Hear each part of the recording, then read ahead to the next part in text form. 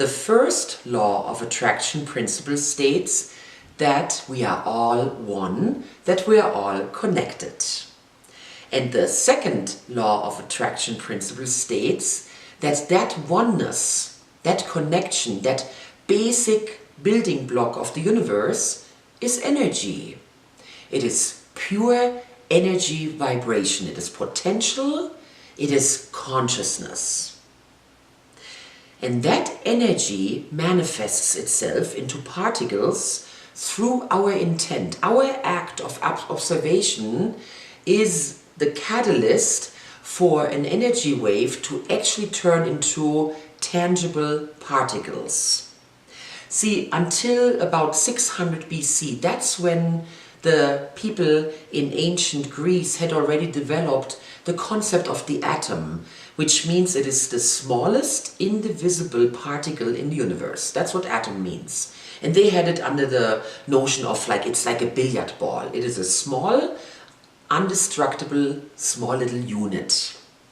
And then, once we got into the 20th century and our observation instruments got a lot better, we realized, oh no, the universe goes a lot deeper, it goes a lot further into the atom, and then subatomics was discovered, and we are now understanding that there are many, many particles that make up atoms, and then there are much smaller universes in that, and all the way down at the most profound level, at the most basic level, we have energy.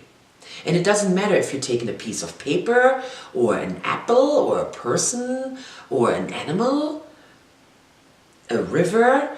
Everything is made of the same building blocks, which is energy. This is what's important to understand about energy for us as law of attraction practitioners. It is that it's our intent and our observations through the pictures we're making in our mind, the things that we're saying out loud and in our mind, the actions we're taking, the movements, the way we move our body. All of that coming together is how we are interacting with that energy. And then it's our expectation that directs how that energy is manifesting itself. If I come from an expectation that I'm being rejected, then that is what I will manifest. When I come from an expectation that I will be welcomed, then that is what I manifest. And you can apply this to all areas of your life, that ultimately you always get what you are sending out. You always get your expectation fulfilled, because you are the catalyst between the energy wave and the physical manifestation.